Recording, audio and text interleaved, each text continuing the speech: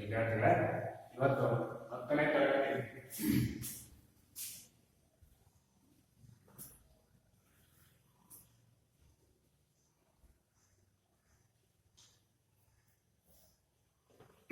ಶಿಕ್ಷಣದಲ್ಲಿ ಪ್ರಾಯೋಗಿಕವಾಗಿ 10ನೇ ತರಗತಿ ವಿದ್ಯಾರ್ಥಿಗಳಿಗೆ ಈ ಕಡೆ ನೋಡಿದರೆ ಅಧ್ಯಾಯ 1ರಲ್ಲಿ ಪ್ರಾಯೋಗಿಕವಾಗಿ ವಾಲಿಬಾಲ್ ಆಡೋ ಬಗ್ಗೆ ಇವತ್ತು ತಿಳ್ಕೊಳ್ಳೋಣ. ಯಾವ್ಯಾವ ಸ್ಕಿಲ್ಸ್ಗಳಿದಾವೆ, ಏನೇನಿಗೆ ಮಾಡಬೇಕು, ಯಾವ ರೀತಿ ಅಂಕಣವನ್ನು ರಚನೆ ಮಾಡಬೇಕು ಎಂಬುದರ ಬಗ್ಗೆ ತಿಳ್ಕೊಳ್ಳೋಣ. ಮೊದಲು ಈ ಆಟದಲ್ಲಿ ಕೆಲವು ಕೌಶಲ್ಯಗಳಿವೆ. ಯಾವ್ಯಾವ ಕೌಶಲ್ಯಗಳಿವೆ? ಮೊದಲನೇದು ತೇಲುವ ಸರ್ವಿಸ್. ಆಮೇಲೆ ಎರಡನೇದು ದೇಹವನ್ನು ತಿರುಗಿಸಿ ಹೊಡೆಯುವುದು. ಈ ರೀತಿಯಾಗಿ ದೇಹವನ್ನು ತಿರುಗಿಸಿ ಹೊಡೆಯುವುದು ಮತ್ತು ಬ್ಲಾಕಿಂಗ್ ಮತ್ತು ವೈವಿಧ್ಯಗಳು. ಬ್ಲಾಕ್ ಮಾಡೋದು, ಶಾರ್ಟ್ಸ್ ಹೊಡೆದಂತ ಬಾಲನ್ನ ಬ್ಲಾಕ್ ಮಾಡೋದು. ಈ ರೀತಿಯಾಗಿ ಬ್ಲಾಕ್ ಮಾಡೋದು. ಅದರಲ್ಲಿ ವೈವಿಧ್ಯಗಳು ಏನೇನಿವೆ? ಮೊದಲನೇದು ಕಳೆದ ತರಗತಿಗಳಲ್ಲಿ ವಾಲಿಬಾಲ್ ಆಟದಲ್ಲಿ ಕೆಲವು ಮೂಲಭೂತ ಮತ್ತು ಕ್ಲಿಷ್ಟ ಕೌಶಲ್ಯಗಳನ್ನು ಕಲಿತಿರಬೇಕು. ಹಿಂದಿನ ತರಗತಿಗಳಲ್ಲಿ ಈ 9th 8th ಅಲ್ಲಿ ಕ್ಲಿಷ್ಟಕರವಾದ ಮೂಲಭೂತ ಮತ್ತು ಕ್ಲಿಷ್ಟ ಕೌಶಲ್ಯದ ಸ್ಕಿಲ್ಸ್ಗಳನ್ನ ಕಲಿತಿದ್ದೀವಿ. ಈ ತರಗತಿಯಲ್ಲಿ ಕೆಲವು ಸಂಕೀರ್ಣ ಕೌಶಲ್ಯಗಳನ್ನು ಮತ್ತು ಆಟದ ತಂತ್ರಗಳನ್ನು ಕಲಿಯೋಣ. ಇವತ್ತು ಈ ಆಟದಲ್ಲಿ ಕೆಲವು ಸಂಕೀರ್ಣ ಕೌಶಲ್ಯಗಳು ಮತ್ತು ಆಟದ ತಂತ್ರಗಳು, ಏನೇನು ತಂತ್ರ ಮಾಡಬಹುದು ಈ ಆಟದಲ್ಲಿ, ವಾಲಿಬಾಲ್ ಆಟದಲ್ಲಿ ಎಂಬುದರ ಬಗ್ಗೆ ತಿಳ್ಕೊಳ್ಳೋಣ. ಈಗ ಮೊದಲದು ತೇಲುವ ಸರ್ವಿಸ್.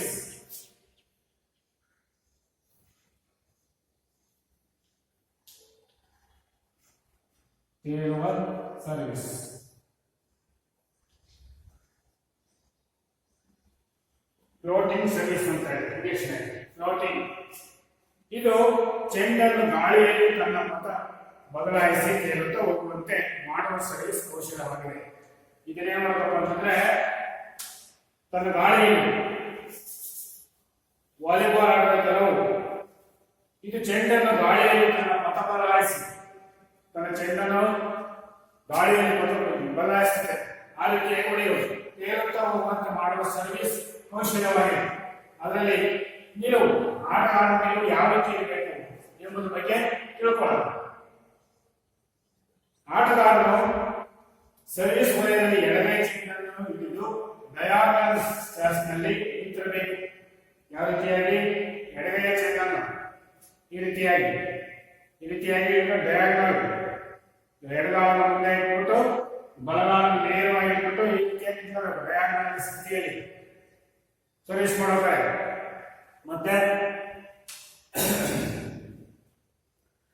ಹಿಡಿದು ಡಯಾಗನಲ್ ನಿಂತಿರಬೇಕು. ಭುಜಗಳು ನೆಟ್ಟಗೆ ಸಮಾಂತರವಾಗಿರಬೇಕು, ಭುಜಗಳು ನೇರವಾಗಿರಬೇಕು. ಈ ರೀತಿಯಾಗಿ ಅಲ್ವಾ? ನೇರವಾಗಿ ಭುಜಗಳು ಸಮಾನಾಂತರವಾಗಿರಬೇಕು. ದೇಹದ ಭಾಗವು ಎರಡೂ ಕಾಲುಗಳ ಮೇಲೆ ಸಮಾನಾಂತರವಾಗಿ ನಿಲ್ಲಬೇಕು. ಗುರಿ ನಿರ್ಮಿಸಬೇಕು. ನೋಡಿ, ಇಲ್ಲಿ ಬಾಲು ಇಟ್ಕೊಂಡಿರ್ತಾರೆ, ಭುಜ ನೇರವಾಗಿರಬೇಕು ಕರೆಕ್ಟಾಗಿ. ಬಲಗಾಲು ಎಡಗಾಲನ್ನ ಮುಂದೆ ಇಟ್ಬಿಟ್ಟು ಸ್ವಲ್ಪವಾಗಿ ಬಲಗಾಲ ನೇರವಾಗಿರಬೇಕು, ಭುಜ ನೇರವಾಗಿರಬೇಕು. ಈ ರೀತಿಯಾಗಿ ಸರ್ವಿಸ್ ಮಾಡಕ್ಕೆ ನಿಂತಿರಬೇಕು. ಇದು ಡಯಾಗ್ನೋಸ್ ಸ್ಥಿತಿ. ಹೋದಾಗ ಈ ರೀತಿಯಾಗಿ ನಿಂತಿರಬೇಕು. ಇದು ಗುರಿಯಾಗಿರಬೇಕು. ನಿರ್ವಹಣೆ ಎಕ್ಸ್ಕ್ಯೂಷನ್. ಚೆಂಡನ್ನು ಚಿಮ್ಮುವುದು. Toss ball. ಚೆಂಡನ್ನು ಯಾವ ರೀತಿ ಮೇಲಕ್ಕೆ ಚಿಮ್ಮುವುದನ್ನು ನೋಡಿ. ಚೆಂಡನ್ನು ಅವರ ನಿಲುವಿನ ಎತ್ತರಕ್ಕೆ ನೀರಿದಂತೆ ಎಡಗೈಯಿಂದ ತಲೆಯ ಮೇಲಕ್ಕೆ ತೂರಬೇಕು. ದೇಹದ ಚಲನೆಯು ಲಯಬದ್ಧವಾಗಿರಬೇಕು. ನೋಡಿ, ಈ ರೀತಿಯಾಗಿ ಇಟ್ಕೊಂಡಿರ್ತೀರ ಬಾಲು, ಈ ರೀತಿಯಾಗಿ ಮೇಲಕ್ಕೆ ಚಿಮ್ಮಬೇಕು. ನಿಮಗೆ ಎಷ್ಟು ಬೇಕೋ ಅಷ್ಟು ನಿಮ್ಮ ಅಂದ್ರೆ ಕರೆಕ್ಟಾಗಿ, ಸುಮ್ಮನೆ ಜಾಸ್ತಿ ತೂರ್ಬಿಟ್ಟು ಒಂದು ಕೆಳಗಡೆಯಲ್ಲ. ನಿಮ್ಮ ನಿಲುವು ಎಷ್ಟು ಎತ್ತರ ಇದೆಯಾ ಅಷ್ಟಕ್ಕೆ ಬಲಗೈಯಿಂದ ಇರಬೇಕು ಅಲ್ವಾ? ಈ ರೀತಿಯಾಗಿ ಇರಬೇಕು ಸರ್ವಿಸ್ ಮಾಡೋಕೆ. ನಿಲುವು ಕರೆಕ್ಟಾಗಿ ಎಷ್ಟು ಬೇಕೋ ಅಷ್ಟು ಇಟ್ಕೋಬೇಕು. ಎಡಗಾಲ ಮುಂದೆ ಇಟ್ಬಿಟ್ಟು ಕೊನೆಯ ಹಂತದಲ್ಲಿ ಇಟ್ಕೋಬೇಕು. ಆಯ್ತಾ? ಈ ರೀತಿಯಾಗಿ ನಿಂತ್ಕೋಬೇಕು. ನಿಮಗೆ ಎಷ್ಟು ಬೇಕೋ ಅಷ್ಟು ಕುಯ್ಕೊಂಡು ಸ್ಮಾಶ್ ಮಾಡೋದು. ಗೊತ್ತಾಯ್ತಾ? ಮತ್ತೆ ಅದೇ ಚೆಂಡನ್ನು ಅವನ ನಿಲುವಿನ ಎತ್ತರಕ್ಕೆ ಮೀರದಂತೆ, ಅವನ ನಿಲುವು ಅವನಿಗೆ ಮೀರದಂತೆ ಎಷ್ಟು ಬೇಕೋ ಅಷ್ಟು ಅಷ್ಟೇ ಎಡಗೈಯಿಂದ ತಲೆಯ ಮೇಲೆ ತೂರಿ, ಈ ರೀತಿಯಾಗಿ ಎಡಗೈಯಲ್ಲಿ ಬಾಲನ್ನು ತೂರಬೇಕು, ಮೇಲಕ್ಕೆ ತಲೆಯ ಮೇಲೆ ತೋರಬೇಕು. ದೇಹದ ಚಲನೆಯು ಲಯಬದ್ಧವಾಗಿರಬೇಕು. ನಮ್ಮ ದೇಹದ ಚಲನೆ ಕರೆಕ್ಟ್ ಆಗಿರಬೇಕು, ಲಯಬದ್ಧವಾಗಿರಬೇಕು. ಗೊತ್ತಾಯ್ತಾ? ಸರ್ವಿಸ್ ಕ್ರಮ ಅಂದ್ರೆ ಸರ್ವಿಸ್ ಆಕ್ಷನ್. ಸರ್ವಿಸ್ ಕ್ರಮ ಯಾವ ರೀತಿ ಸರ್ವಿಸ್ ಮಾಡಬೇಕು ವಿವರವಾಗಿ. ದೇಹದ ಭಾರವನ್ನು ಮುಂಗಾಲಿನ ಮೇಲೆ ಬದಲಾಯಿಸುತ್ತಾ ಉಷ್ಣ ಭಾಗವನ್ನು ಮುಂದಕ್ಕೆ ತಿರುಗಿಸಬೇಕು. ಜೊತೆಗೆ ಬಲಗೈಯನ್ನು ಚೆಂಡಿನ ಕಡೆಗೆ ತರುವುದು. ನೋಡಿ ಏನಾಗ್ತದೆ ಅಂತಂದ್ರೆ, ದೇಹದ ಭಾರವನ್ನು ಮುಂಗಾಲಿನ ಮೇಲೆ ಬದಲಾಯಿಸುತ್ತಾ, ಇಲ್ಲಿ ಮುಂಗಾಲು ಈ ರೀತಿಯಾಗಿ ಆಯ್ತಾ, ಮೇಲಕ್ಕೆ ತೋರ್ಬಿಟ್ಟು ಮುಂಗಾಲಿನ ಮೇಲೆ ಭಾರವನ್ನು ಬಿಡಬೇಕು. ಆಯ್ತಾ? ಈ ರೀತಿಯಾಗಿ ಆಯ್ತಾ, ಈ ರೀತಿಯಾಗಿ ಬದಲಾಯಿಸುತ್ತಾ ಮುಂಗಾಲಿನ ಮೇಲೆ ಬದಲಾಯಿಸುತ್ತಾ ವೃಷ್ಠಭಾಗ ಇದು ಮುಂದಕ್ಕೆ ತಿರುಗಿಸಬೇಕು, ಮುಂದಕ್ಕೆ ತಿರುಗಿಸಬೇಕು. ಈ ರೀತಿಯಾಗಿ ಗೊತ್ತಾಯ್ತಾ? ಈ ರೀತಿಯಾಗಿ ನಿಂತ್ಕೊಂಡಿರ್ತಲ್ಲ, ಈ ರೀತಿಯಾಗಿ ತಿರುಗಿಸಬೇಕು. ವೃಷ್ಠಭಾಗವನ್ನು ತಿರುಗಿಸಬೇಕು. ಜೊತೆಗೆ ಬಲಗೈಯನ್ನು ಚೆಂಡಿನ ಕಡೆಗೆ ತರಬಹುದು. ನಮ್ಮ ಬಲಗೈ ಹಿಂದೆ ಇರುತ್ತಲ್ಲ, ಅದನ್ನ ಚೆಂಡಿನ ಕಡೆಗೆ ತರಬೇಕು. ಮುಂದಕ್ಕೆ ಸಂಪರ್ಕ ಯಾವ ರೀತಿಯಾಗಿ ಸಂಪರ್ಕ ಇರಬೇಕು, ಇಲ್ಲಿ ಸರ್ವಿಸ್ ಮಾಡೋದ್ರೆ ಇಲ್ಲಿ ಸರ್ವಿಸ್ ಮಾಡೋಕೆ ಸಂಪರ್ಕ, ಬೇರೆ ಬೇರೆ ಸಂಪರ್ಕ ಇರಬೇಕು. ಚೆಂಡನ್ನು ಅದರ ಹಿಂಭಾಗಿ ಎಡಭುಜದ ಸ್ವಲ್ಪ ಮುಂಭಾಗದಲ್ಲಿ ಅಂಗೈನ ಭಾಗದಿಂದ ನೇರವಾಗಿ ಸಂಪರ್ಕಿಸಬೇಕು. ನೋಡಿ ಏನಾಗ್ತದೆ ಅಂದ್ರೆ, ಚೆಂಡನ್ನು ಅದರ ಹಿಂಭಾಗಕ್ಕೆ ಎಡಭುಜದ ಸ್ವಲ್ಪ ಭಾಗದಲ್ಲಿ, ಸ್ವಲ್ಪ ಮುಂಭಾಗದಲ್ಲಿ ಅಂಗೈನ ಭಾಗದಿಂದ ನೇರವಾಗಿ ಸಂಪರ್ಕಿಸಬೇಕು. ಹೀಗೆ ಹೊಡೆಯುವಾಗ ಅಂಗೈ ಪೂರ್ಣ ತೆರೆದಿರಬೇಕು ಮತ್ತು ಬೆರಳುಗಳನ್ನು ಹಿಂದೆ ಬಾಗಿಸಬೇಕು. ಒಡೆಯುವಾಗ ಅಂಗೈ ಮಣಿಕಟ್ಟು ಸ್ವಲ್ಪ ಹಿಂಬಾಗಿರಬೇಕು. ಅಂದ್ರೆ ನೀವು ಹೊಡೆಯಬೇಕಾದ್ರೆ ಈ ರೀತಿಯಾಗಿ ಬೇರೆ ತೋರಿಕೆಯ ಈ ರೀತಿಯಾಗಿ ಬೆರಳುಗಳು ಸ್ವಲ್ಪ ಹಿಂಭಾಗವಾಗಿರಬೇಕು. ಈ ರೀತಿಯಾಗಿ ಹೊಡೆಯೋದು. ಬೇರೆ ಎಷ್ಟು ಬೇಕೋ ಅಷ್ಟು ಅಂತ ತೋರ್ಕೊಂಡ್ಬಿಟ್ಟು ಹೊಡೆಯೋದು, ಸರ್ವಿಸ್ ಮಾಡೋದು. ಆಯ್ತಾ? ಈ ರೀತಿಯಾಗಿ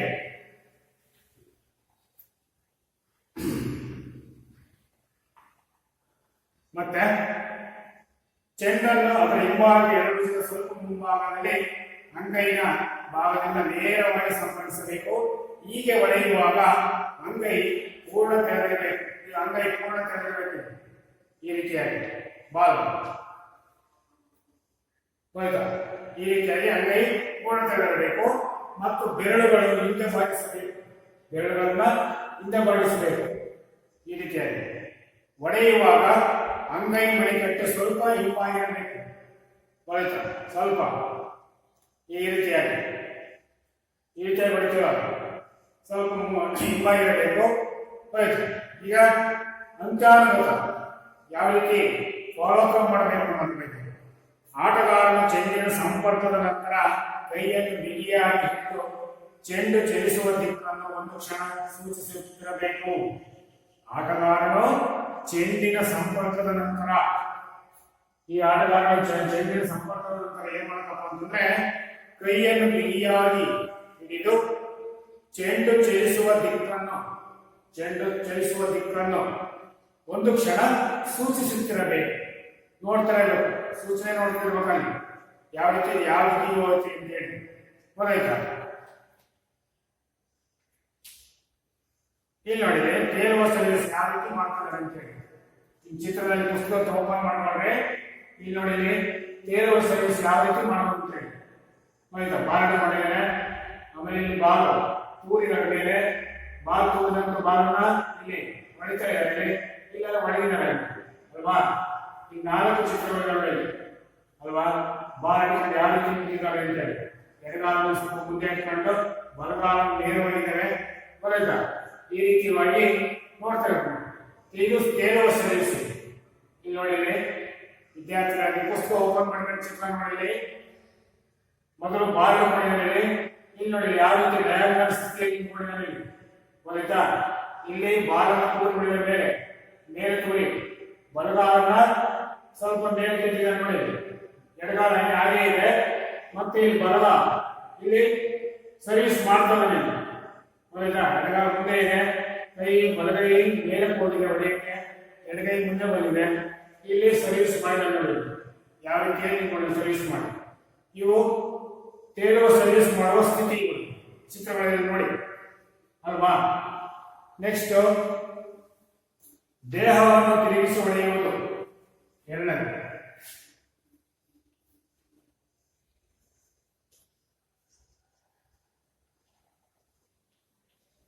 ತಿರುಗಿಸಿ ಹೊಡೆಯುವುದು.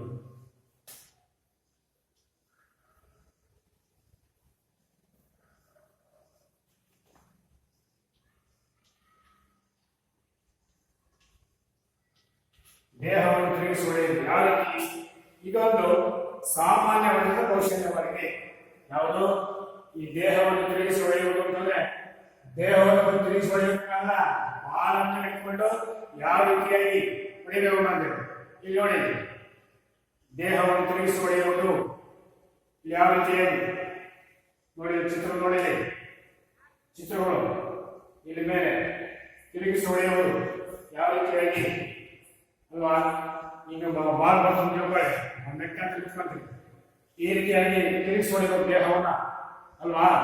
ಮತ್ತೆ ಈ ರೀತಿಯಾಗಿ ಬಾಲನ್ನು ಮೇಲೆ ಹೊಡೆಬಿಟ್ಟು ತಿರುಗಿಸಿ ಹೊಡೆಯೋದಕ್ಕೆ ಅಲ್ವಾ. ಈ ರೀತಿಯಾಗಿ ಚಿತ್ರದಲ್ಲಿ ನೋಡಿ, ಇದು ಸಾಮಾನ್ಯ, ಇದೊಂದು ಸಾಮಾನ್ಯ ವರ್ಗದ ಕೌಶಲ್ಯವಾಗಿದೆ. ಈ ಸಾಮಾನ್ಯ ವರ್ಗದ ಒಂದು ಸ್ಕಿಲ್ಸ್ ಆಗಿದೆ. ಇದರಲ್ಲಿ ಹೊಡೆತಗಾರನು ಮೇಲಕ್ಕೆ ಜಿಗಿದು ಬ್ಲಾಕ್ ಅನ್ನು ಚಲನೆಯನ್ನು ಗಮನಿಸಿ ಗಾಳಿಯಲ್ಲಿರುವಾಗಲೇ ದೇಹವನ್ನು ತಿರುಗಿಸಿ ಹೊಡೆಯುತ್ತಾನೆ. ಇಲ್ಲಿ ನೋಡಿಲಿ, ಇದರಲ್ಲಿ ಹೊಡೆತಗಾರನು ಏನ್ ಮಾಡ್ಬೇಕಪ್ಪ ಅಂದ್ರೆ ಮೇಲಕ್ಕೆ ಜಿಗಿದು, ನೋಡಿ ಮೇಲೆ ಜಿಗಿದು ನೋಡಿ, ಹೊಡೆತಗಾರನು ಜಿಗಿದು ಬ್ಲಾಕ್ ಅನ್ನು ಚಲನೆಯನ್ನು ಗಮನಿಸಿ, ಇಲ್ಲಿ ಬ್ಲಾಕ್ ಮಾಡಕ್ ಹೋಗಿರ್ತಾನೆ. ಈ ರೀತಿಯಲ್ಲಿ ಗಟ್ಟಿನ ಬಗ್ಗೆ ಬ್ಲಾಕ್ ಮಾಡಕ್ ಅವನ ಚಲನೆಯನ್ನು ಗಮನಿಸಿ ಗಾಳಿಯಲ್ಲಿರುವಾಗಲೇ ಮೇಲ್ಗಡೆ ಇರುವಾಗಲೇ ತಿರುಗಿಸಿ ಹೊಡೆಯುತ್ತಾನೆ. ದೇಹವನ್ನು ತಿರುಗಿಸಿ ಹೊಡೆಯುತ್ತಾನೆ. ಏನ ಬಾಲನ್ನು ಸ್ಮ್ಯಾಶ್ ಮಾಡಕ ಸರ್ವಿಸ್ ಮಾಡಕ ಹೊಡೆಯುತ್ತಾನೆ. ಈ ಸಂದರ್ಭದಲ್ಲಿ ಹೊಡೆತಗಾರನು ತನ್ನ ಜಿಗಿತದ ಅತ್ಯಂತ ಎತ್ತರದಲ್ಲಿ ಚೆಂಡನ್ನು ಸಂಪರ್ಕಿಸುತ್ತಾನೆ. ದೇಹದ ತಿರುಗಿಕೆಯ ವೇಗವಾಗಿ ಆಗುತ್ತದೆ. ಈ ಸಂದರ್ಭದಲ್ಲಿ ಏನಾಗುತ್ತಪ್ಪ ಅಂತಂದ್ರೆ, ಹೊಡೆತಗಾರನು ಏನ್ ಮಾಡ್ತಾನೆ ಅಂತಂದ್ರೆ,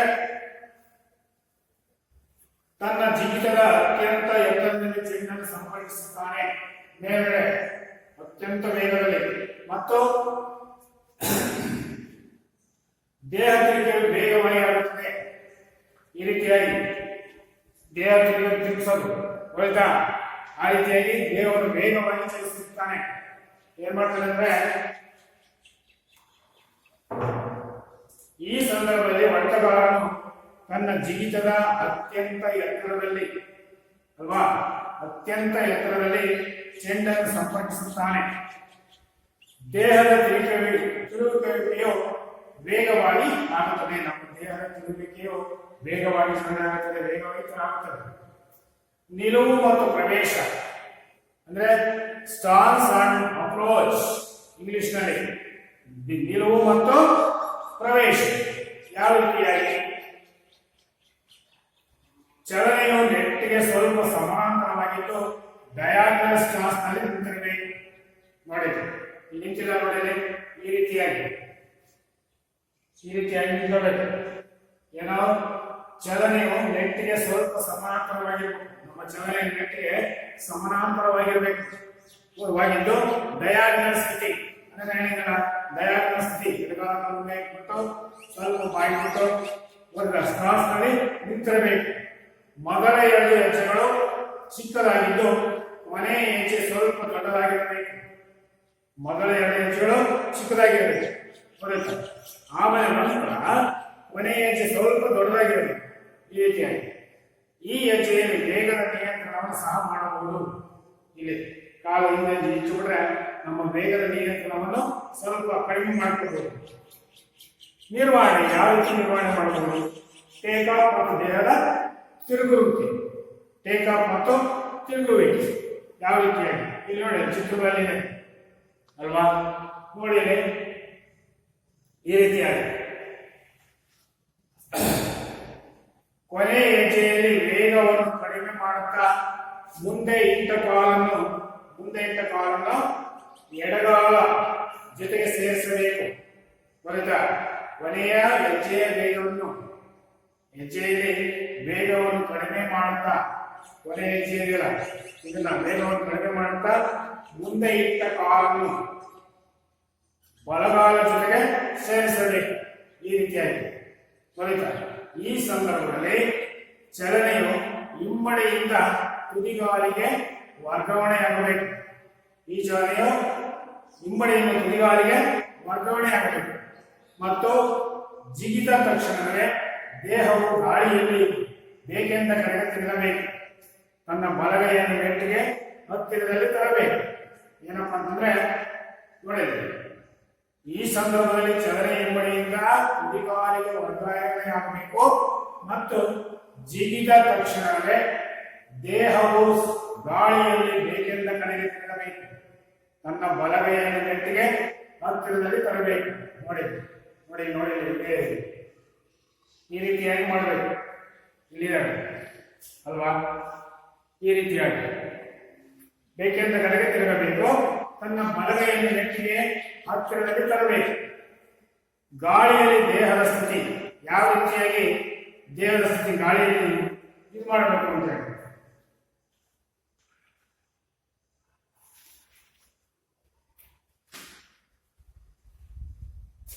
ನೋಡಿ. ಹೊಡೆತಗಾರನು ಗಾಳಿಯಲ್ಲಿ ತನ್ನ ದೇಹವನ್ನು ಬಿಲ್ಲಿನ ಆಕಾರದಲ್ಲಿ ಹಿಂದಕ್ಕೆ ಬಾಗಿಸುತ್ತಾ ಎಡಗೈಯನ್ನು ಮುಂದಕ್ಕೆ ತರುತ್ತಾನೆ. ಹೊಡೆಯುವ ಕೈಯನ್ನು ತಲೆಯ ಹಿಂಭಾಗಕ್ಕೆ ತೆಗೆದುಕೊಂಡು ಹೋಗಿ ಹೊಡೆಯುವುದಕ್ಕೆ ಸಿದ್ಧನಾಗಿರುತ್ತಾನೆ. ಹೊಡೆದ ಈ ರೀತಿಯಾಗಿ ನೋಡಿ, ಈ ರೀತಿಯಾಗಿ ಅಲ್ವಾ? ಹಿಂದಕ್ಕೆ ಹೊಡೆಯುವ ಕೈಯನ್ನು ಹಿಂದಕ್ಕೆ ತರಬೇಕು. ಎಡಗೈಯನ್ನು ಸ್ವಲ್ಪ ಮುಂದೆ ಅಲ್ವಾ? ಚಿತ್ರದಲ್ಲಿ ನೋಡಿ ಇಲ್ಲಿ ಚಿತ್ರದಲ್ಲಿ ನೋಡಿ ಈ ರೀತಿಯಾಗಿ ಏನೋ ಹೊಡೆತಗಾರನು ಗಾಳಿಯಲ್ಲಿ ತನ್ನ ದೇಹವನ್ನು ಬಿಲ್ಲಿನಾಕಾರ ಅಲ್ವಾ ಹಿಂದಕ್ಕೆ ಬಾಗಿಸುತ್ತಾ ಎಡಗೈಯನ್ನು ಮುಂದಕ್ಕೆ ತರುತ್ತಾನೆ. ಈ ರೀತಿಯಾಗಿ ಎಡಗೈಯನ್ನು ಮುಂದಕ್ಕೆ ತರುತ್ತಾನೆ. ಒಡೆಯುವ ಕೈಯನ್ನು ತಲೆಯ ಹಿಂಭಾಗಕ್ಕೆ ತೆಗೆದುಕೊಂಡು ಹೋಗಿ ಒಡೆಯುವುದಕ್ಕೆ ಸಿದ್ಧನಾಗಿರ್ತಾನೆ. ಈ ರೀತಿಯಾಗಿ ಅಲ್ವಾ?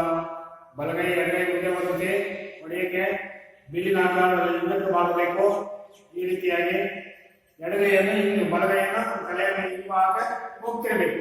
ಏನು ಹೊಡೆತಗಾರನು ಗಾಳಿಯಲ್ಲಿ ದೇಹವನ್ನು ಬಿಲ್ಲಿನ ಆಕಾರದಲ್ಲಿ ಹಿಂದಕ್ಕೆ ಬಾಗಿಸುತ್ತಾ ಎಡಗೈಯನ್ನು ಮುಂದಕ್ಕೆ ತರುತ್ತಾನೆ. ಒಡೆಯುವ ಕೈಯನ್ನು ಹಿಂಭಾಗಕ್ಕೆ ತೆಗೆದುಕೊಂಡು ಹೋಗಿ ಹೊಡೆಯುವುದಕ್ಕೆ ಸಿದ್ಧನಾಗುತ್ತಾನೆ ಅಲ್ವಾ? ಚೆಂಡಿನ ಜೊತೆ ಸಂಪರ್ಕ.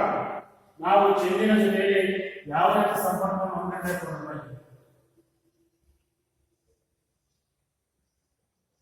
ಚೆಂಡಿನ ಜೊತೆಯಲ್ಲಿ ಸಂಪರ್ಕ ಯಾವ ರೀತಿಯಾಗಿದೆ? ಚೆಂಡನ್ನು ಬಲ ಅಂಗೈನ ಮಧ್ಯಭಾಗವನ್ನು ಸಂಪರ್ಕಿಸಬೇಕು. ಈ ಹೊಡೆತದಲ್ಲಿ ಬಲಗೈ ದೇಹಕ್ಕೆ ಸಮೀಪದಲ್ಲಿರಬೇಕು. ಇದರಿಂದ ಅತಿ ಹೆಚ್ಚು ಬಲವನ್ನು ಹಾಕಲು ಸಾಧ್ಯವಾಗುತ್ತದೆ.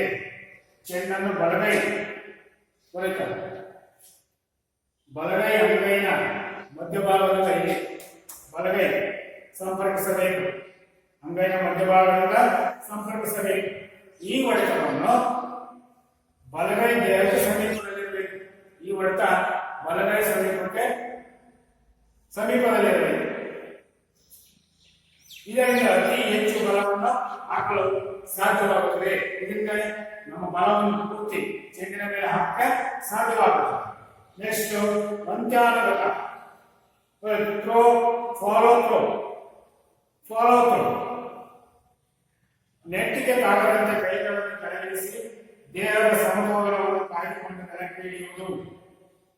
ಅಂದ್ರೆ ನಮ್ಮ ದೇಹವನ್ನು ನೆಟ್ಟಿಗೆ ತಾಗದಂತೆ ಮೇಲಕ್ಕೆ ಜಂಪ್ ಮಾಡಿರ್ತೀವಲ್ಲ, ಈ ರೀತಿಯಾಗಿ ಮೇಲೆ ಜಂಪ್ ಮಾಡಿದಾಗ ನೆಟ್ಟಿಗೆ ತಾಗದಂತೆ ಕೆಳಗೆ ಕೆಳಗಿಳಿಯುವುದು.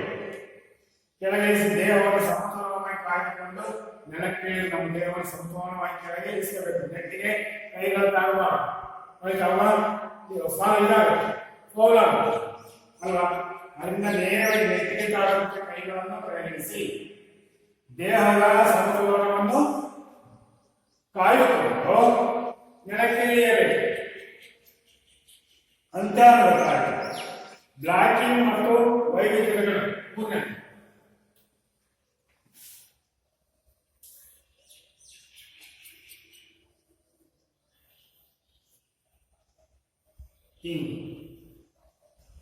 ಬ್ಲಾಕಿಂಗ್ ಮತ್ತು ವೈವಿಧ್ಯಗಳು.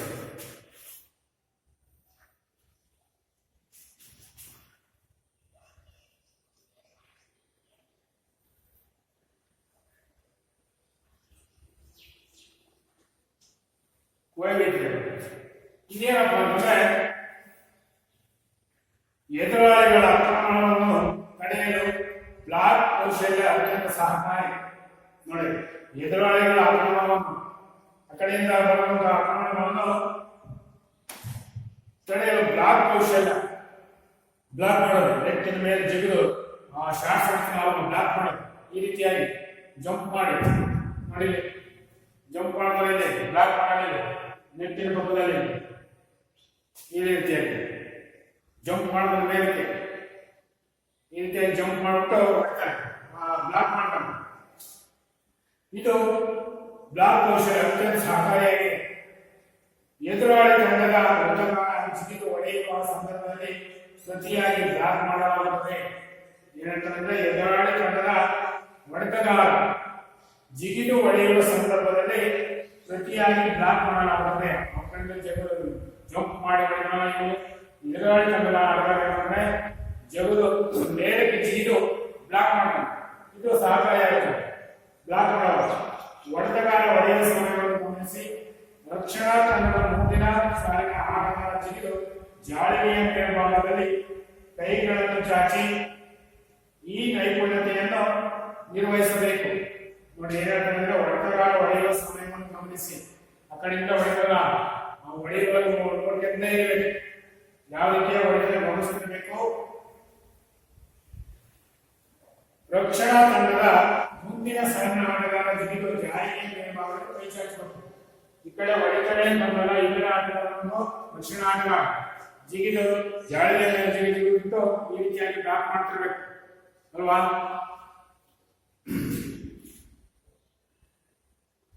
ಚಾಚಿ ಈ ನೈಪುಣ್ಯವನ್ನು ನಿರ್ವಹಿಸಬೇಕು. ಈ ಸಂದರ್ಭದಲ್ಲಿ ಬ್ಲಾಕ್ ಮಾಡುವ ಎರಡೂ ಕೈಗಳನ್ನು ಸಾಧ್ಯವಾದಷ್ಟು ಮೇಲಕ್ಕೆ ಚಾಚಿದ್ದು ಹಸ್ತಗಳನ್ನು ಪರಸ್ಪರ ಹತ್ತಿರದಲ್ಲಿ ಇಡಬೇಕು.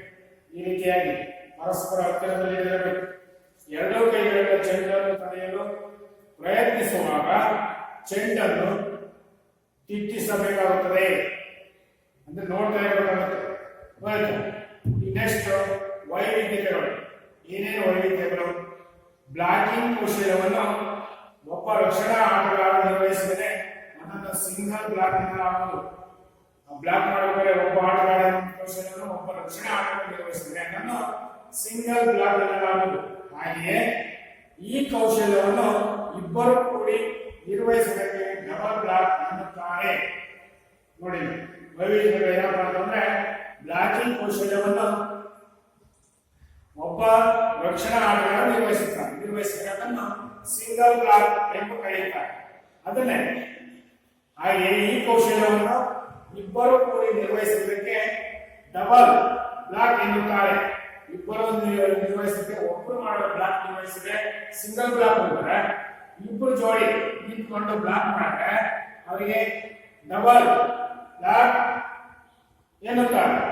ಅದೇ ರೀತಿ ಕೆಲವೊಮ್ಮೆ ಮುಂದಿನ ಸಾಲಿನ ಮೂರು ರಕ್ಷಣಾಗಾರರು ಕೂಡಿ ಬ್ಲಾಕ್ ನಿರ್ವಹಿಸಲಿಕ್ಕೆ ಇಲ್ಲಿ ಮುಂದಿನ ಆಟಗಾರ ಇಲ್ಲಿ ಇಬ್ಬರು ಮಾಡಿದ್ರೆ ಡಬಲ್ ಬ್ಲಾಕ್ ಅಂತಾರೆ, ಇಲ್ಲಿ ಒಬ್ಬ ಮಾಡಿದ್ರೆ ಸಿಂಗಲ್ ಬ್ಲಾಕ್ ಅಂತ ಕರೀತಾರೆ.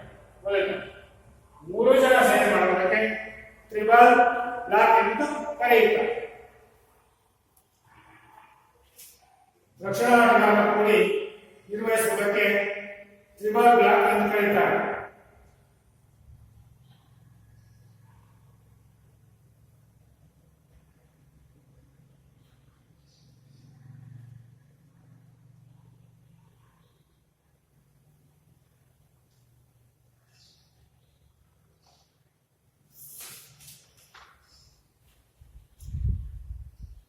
ಇಲ್ಲಿ ಈ ಆಟಗಾರರಲ್ಲಿ ಯಾರ್ಯಾರ ರೀತಿಯಲ್ಲಿ ಆಟಗಾರರು ಇದು ಮಾಡ್ತಾರೆ ನೋಡಬೇಕು. ಆಟಗಾರರ ಈ ಅಧ್ಯಾಯದ ಕೆಲವು ಪ್ರಮುಖ ವಾಲಿಬಾಲ್ ಆಟಗಾರರಾದ ಶ್ಯಾಮ್ ಸುಂದರ್, ರಮಣ ರಾವ್, ಜಿಮ್ಮಿ ಜಾರ್ಜ್, ಶ್ರೀಧರನ್, ಚಾರ್ಲ್ಸ್, ಕಿರಣಿ, ಎಮಿಲ್ಕೋ, ಜೋಯಿಯೋ ಇವರುಗಳು ಕಿರು ಪರಿಚಯ ಮಾಡಿಕೊಳ್ತೇವೆ. ಈಗ ಪ್ರಮುಖ ರಾಷ್ಟ್ರೀಯ ಹಾಗೂ ಅಂತಾರಾಷ್ಟ್ರೀಯ ಆಟಗಾರರ ಪರಿಚಯ ನೋಡಿ. ಪ್ರಮುಖ ರಾಷ್ಟ್ರೀಯ ಹಾಗೂ ಅಂತಾರಾಷ್ಟ್ರೀಯ ಆಟಗಾರರ ಪರಿಚಯ ಯಾರ್ಯಾರು ರಾಷ್ಟ್ರದಲ್ಲಿ ಅಂತಾರಾಷ್ಟ್ರೀಯ ಮಟ್ಟದಲ್ಲಿ ಆಡಿದರೆ ವಾಲಿಬಾಲ್ ಆಟ ಗೊತ್ತಾಯ್ತಾ?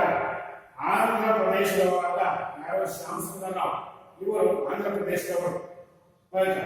ಇವರು ಹಲವು ಬಾರಿ ಭಾರತ ತಂಡವನ್ನು ಪ್ರತಿನಿಧಿಸಿದ್ದರು. ಇವರು ಹಲವು ಬಾರಿ ಯಾರು ಶ್ಯಾಮ್ ಸುಂದರ್ ಅವರು ಇವರು ಆಂಧ್ರದವರು. ಇವರು ಹಲವು ಬಾರಿ ಭಾರತ ತಂಡವನ್ನು ಪ್ರತಿನಿಧಿಸಿದ್ದಾರೆ. ಇವರ ಕ್ರೀಡಾ ಸಾಧನೆಗೆ ಭಾರತ ಸರ್ಕಾರವು ಅರ್ಜುನ ಪ್ರಶಸ್ತಿ ಮತ್ತು ಕ್ರೀಡಾ ತರಬೇತಿ ಸಾಧನೆಗಾಗಿ ದ್ರೋಣಾಚಾರ್ಯ ಪ್ರಶಸ್ತಿ ಗೌರವಿಸಿದೆ. ನೋಡ್ರಿ, ಇವರು ಏನೇ ಸಾಧನೆ ಮಾಡೋದಕ್ಕೆ ಯಾರು ಶ್ಯಾಮ್ ಸುಂದರ್ ರಾವ್ ಇವರು ವಾಲಿಬಾಲ್ ಆಟಗಾರ ಆಂಧ್ರ ಪ್ರದೇಶದ ಇವರು ಇವರಿಗೆ ಕ್ರೀಡಾ ಸಾಧನೆಗೆ ಅಂದ್ರೆ ಅಷ್ಟು ಆಟ ಆಡಿ ಅಷ್ಟು ಇದು ಮಾಡಿ ಕ್ರೀಡಾ ಸಾಧನೆಗೆ ಏನ್ ಕೊಡ್ತಾರಪ್ಪ ಅಂತಂದ್ರೆ ನಮ್ಮ ಭಾರತ ಸರ್ಕಾರವು ಏನು ಕೊಡಿದೆ ಅಂತಂದ್ರೆ ಅರ್ಜುನ ಪ್ರಶಸ್ತಿ ಆಯ್ತು. ಅರ್ಜುನ ಪ್ರಶಸ್ತಿ ಮತ್ತು ಕ್ರೀಡಾ ತರಬೇತಿ ಸಾಧನೆಗಾಗಿ ಕ್ರೀಡಾ ತರಬೇತಿಯನ್ನು ನೀಡಿರ್ತಕ್ಕಂಥ ಇವರಿಗೆ ಶ್ಯಾಮ್ ಸುಂದರ್ ಅವರಿಗೆ ದ್ರೋಣಾಚಾರ್ಯ ಪ್ರಶಸ್ತಿಯನ್ನು ನೀಡಿ ಗೌರವಿಸಿದೆ. ದ್ರೋಣಾಚಾರ್ಯ ಪ್ರಶಸ್ತಿಯನ್ನು ನೀಡಿ ಸಹ ಗೌರವಿಸಿದೆ. ಎರಡನೇದು ಎ ರಮಣರಾವ್. ಆದ್ರೆ ಇವರು ಸಹ ಆಂಧ್ರ ಪ್ರದೇಶದವರು. ಇವರು ಹಲವು ಬಾರಿ ಭಾರತದ ವಾಲಿಬಾಲ್ ತಂಡವನ್ನು ನಡೆಸಿ ಇವರು ಸಹ ಭಾರತದ ಟೀಮಿನಲ್ಲಿ ಆಟವಾಡುತ್ತಾರೆ. ಯಾರು? ರಮಣರಾವ್. ಇವರು ಸಹ ಆಂಧ್ರದವರಾಗಿದ್ದಾರೆ. ಇವರಿಬ್ಬರು ಹಲವು ಬಾರಿ ಭಾರತದ ವಾಲಿಬಾಲ್ ತಂಡವನ್ನು ಇವರ ಸಾಧನೆಯನ್ನು ಗಮನಿಸಿ ಇವರ ಹಾಡಿದ ಸಾಧನೆಯನ್ನು ಗಮನಿಸಿ ನಮ್ಮ ಭಾರತ ಸರ್ಕಾರವು ಅರ್ಜುನ ಪ್ರಶಸ್ತಿ ಮತ್ತು ದ್ರೋಣಾಚಾರ್ಯ ಪ್ರಶಸ್ತಿಯನ್ನು ನೀಡಿ ಗೌರವಿಸಿದೆ. ತರಬೇತಿಗಾರರಿಗೆ ನೀಡುವ ಪ್ರಶಸ್ತಿ ದ್ರೋಣಾಚಾರ್ಯ ಪ್ರಶಸ್ತಿ, ಆಟಗಾರರಿಗೆ ನೀಡುವ ಪ್ರಶಸ್ತಿ ಅರ್ಜುನ ಪ್ರಶಸ್ತಿ. ನೆನಪಿಡಬೇಕು ಯಾವ್ಯಾವ ಪ್ರಶಸ್ತಿಗಳು ಯಾರ್ಯಾರು ಏನೇನು ಕೊಡ್ತಾರೆ. ಅರ್ಜುನ ಪ್ರಶಸ್ತಿಯನ್ನು ಆಟಗಾರರಿಗೆ ಕೊಟ್ಟರೆ, ದ್ರೋಣಾಚಾರ್ಯ ಪ್ರಶಸ್ತಿಯನ್ನು ಯಾರಿಗೆ ಕೊಟ್ಟರೆ ತರಬೇತುದಾರರಿಗೆ ನೀಡುತ್ತಾರೆ. ಮೊದಲ ದ್ರೋಣಾಚಾರ್ಯ ಪ್ರಶಸ್ತಿಯನ್ನು ಅರ್ಜುನ ಪ್ರಶಸ್ತಿ ಮತ್ತು ದ್ರೋಣಾಚಾರ್ಯ ಪ್ರಶಸ್ತಿಯನ್ನು ನೀಡಿ ಗೌರವಿಸಿದರು. ಯಾರಿಗೆ? ರಮಣರಾವ್ ಮತ್ತು ಶ್ಯಾಮ್ ಸುಂದರ್ ಅವರಿಗೆ ಇಬ್ಬರಿಗೂ ಅಷ್ಟೇ ಅರ್ಜುನ ಪ್ರಶಸ್ತಿ ಮತ್ತು ದ್ರೋಣಾಚಾರ್ಯ ಪ್ರಶಸ್ತಿ ನೀಡಿ ಗೌರವಿಸಿದರು. ಮೂರನೇರು ಜಿಮ್ಮಿ ಜಾರ್ಜ್. ಇವರು ಕೇರಳದವರು. ಯಾರು? ಮೂರನೇರು ಜಿಮ್ಮಿ ಜಾರ್ಜ್. ಕೇರಳದವರಾದ ಇವರು ಭಾರತದ ಅತ್ಯುತ್ತಮ ಆಟಗಾರರಲ್ಲಿ ಒಬ್ಬರಾಗಿದ್ದರು. ಇವರು ಸಹ ಕೇರಳದವರು. ಇವರು ಸಹ ವಾಲಿಬಾಲ್ ಟೀಮಿನ ಅತ್ಯುತ್ತಮ ಆಟಗಾರರಾಗಿ ಕಾರ್ಯನಿರ್ವಹಿಸಿದ್ದಾರೆ. ಇಟಲಿ ದೇಶದ ಖಾಸಗಿ ತಂಡದ ಪರವಾಗಿ ಆಡುತ್ತಿದ್ದ ಇವರು ಕಾಲು ದುಪ್ಪಟದಲ್ಲಿ ಇಟಲಿಗೆ ಮೃತಪಟ್ಟರು. ನೋಡಿ, ಇಂಥ ಕ್ಲಿಷ್ಟಕರವಾದ ಸಂದರ್ಭ ಇವರಿಗೆ. ಇವರು ಸಹ ಭಾರತದ ಖಾಸಗಿ ತಂಡದ ಪರವಾಗಿ ಆಡ್ತಾ ಇದ್ರು. ಆಡುತ್ತಿದ್ದ ಇವರು ಕಾರು ಅಪಘಾತದಲ್ಲಿ ಇಟಲಿಯಲ್ಲೇ ಮೃತಪಟ್ಟರು. ನೆಕ್ಸ್ಟ್ ನಾಲ್ಕನೇದು ಜೆ.ಇ. ಶ್ರೀಧರನ್. ಇವರು ತಮಿಳುನಾಡಿನವರು. ಜೆ.ಇ. ಶ್ರೀಧರನ್ ಪುಸ್ತಕ ನೋಡ್ಕೊಳ್ಳಿ. ತಮಿಳುನಾಡಿನವರ ಇವರು ಭಾರತದ ಅತ್ಯುತ್ತಮ ಸೆಟ್ಟರ್ ಆಗಿದ್ದರು. ಇಲ್ಲಿ ಸೆಟ್ಟರ್ ಪಾಸ್ಗಳಲ್ಲಿ ಅತ್ಯುತ್ತಮ ಪಾಸ್ಗಳು ಅಂದ್ರೆ ಬಾಲನ್ನು ಸೆಟ್ ಮಾಡ್ಕೊಳ್ಳೋದು. ಯಾರಿಗೆ? ಇದು ಶಾಸ್ತ್ರದಲ್ಲಿ ಇವರಿಗೆ. ಇವರು ಸೆಟ್ಟರ್ ಆಗಿದ್ದರು. ಅತ್ಯುತ್ತಮ ಸೆಟ್ಟರ್ ಆಗಿದ್ದರು. ಪಾಸ್ತ್ರದಲ್ಲಿ ನಿಪುಣತೆಯನ್ನು ಪಡ್ಕೊಂಡಿದ್ರು. ಯಾರೋ ಶ್ರೀಧರನ್ ಅತ್ಯುತ್ತಮ ಸೆಟ್ಟರ್ ಆಗಿದ್ದರು. ಭಾರತದ ವಿವಿಧ ವಯೋಮಾನದ ತಂಡಗಳನ್ನು ತರಬೇತಿಗೊಳಿಸುವ ಜವಾಬ್ದಾರಿ ಹೊಂದಿರುತ್ತಾರೆ. ಇವರು ಅಷ್ಟೇ ಭಾರತದ ವಿವಿಧ ವಯೋಮಾನದ ತಂಡಗಳಂದ್ರೆ ಹಂತವಾಗಿ ಈಗ 10 ವರ್ಷದ ಒಂದು ಟೀಮು, 15 ವರ್ಷದ ಒಂದು ಟೀಮು, 20 ವರ್ಷ, 25 ವರ್ಷ, 30 ಹಂತವಾಗಿ ವಯೋಮಾನ ಅವರ ವಯಸ್ಸಿಗೆ ತಕ್ಕಂತೆ ಒಂದು ಟೀಮ್ ತಯಾರು ಮಾಡ್ತಾ ಇದ್ರು. ತಯಾರು ಮಾಡಿ ಅವರಿಗೆ ತರಬೇತಿ ಕೊಡ್ತಾ ಇದ್ರು. ಯಾರು? ಶ್ರೀಧರರು. ಹೌದಾ? ಇವರಿಗೂ ಸಹ ತರಬೇತಿ ಕೊಡಿಸುವ ಜವಾಬ್ದಾರಿಯನ್ನು ಹೊಂದಿರುತ್ತಾರೆ. Next Charles Kiraly. Charles Kiraly ಇವರು 3ನೇ ನವೆಂಬರ್ 1960ರಲ್ಲಿ ಅಮೆರಿಕದ ಮಿಚಿಗನ್ನಲ್ಲಿ ಜನಿಸಿದ್ದು ವಾಲಿಬಾಲ್ನಲ್ಲಿ ಪ್ರಖ್ಯಾತಿ ಪಡೆಯುತ್ತಾರೆ. ಅಂತಾರಾಷ್ಟ್ರೀಯ ಮಟ್ಟದಲ್ಲಿ ಪ್ರಸಿದ್ಧಿಯಾಗಿದ್ದು ಕ್ರೀಚಿ ಎಂಬ ಅಡ್ಡ ಹೆಸರಿನಿಂದ ಕರೆಯಲ್ಪಟ್ಟಿದ್ದಾರೆ. ಯಾರನ್ನ? ಚಾರ್ಲ್ಸ್ ಕಿರಲಿ ಅಲ್ವಾ? ಚಾರ್ಲ್ಸ್ ಕಿರಲಿ 3ನೇ ನವೆಂಬರ್ 1960ರಲ್ಲಿ ಅಮೆರಿಕದ ಮಿಚಿಗನ್ನಲ್ಲಿ ಜನಿಸಿದ್ದು ವಾಲಿಬಾಲ್ನಲ್ಲಿ ಪ್ರಖ್ಯಾತಿ ಪಡೆದಿರುತ್ತಾರೆ. ಅಂತಾರಾಷ್ಟ್ರೀಯ ಮಟ್ಟದಲ್ಲಿ ಪ್ರಸಿದ್ಧಿಯಾಗಿದ್ದು ಕರಾಚಿ ಎಂಬ ಅಡ್ಡ ಹೆಸರಿನಿಂದ ಕರೆಯಲ್ಪಡುತ್ತಾರೆ. ಇವರನ್ನು ಯಾರನ್ನ? ಚಾರ್ಲ್ಸ್ ಕಿರಲಿ ಅವರನ್ನು 20ನೇ ಶತಮಾನದ ವಿಶ್ವಶ್ರೇಷ್ಠ ಆಟಗಾರ, ವಿಶ್ವಶ್ರೇಷ್ಠ ವಾಲಿಬಾಲ್ ಆಟಗಾರ ಕರ್ಚ್ ಕಿರಲಿ ಅಮೆರಿಕ ಪುರುಷ ತಂಡದಲ್ಲಿ ಆಡಿದ್ದು ಕೆಳಕಂಡ ಪದಕ ಬಹುಮಾನಗಳನ್ನು ಪಡೆಯುತ್ತಾರೆ. ಯಾವ್ಯಾವ ಪದಕ ಇವರು ಪಡೆದುಕೊಂಡಿದ್ದಾರೆ ನೋಡಿಕೊಳ್ಳಿ.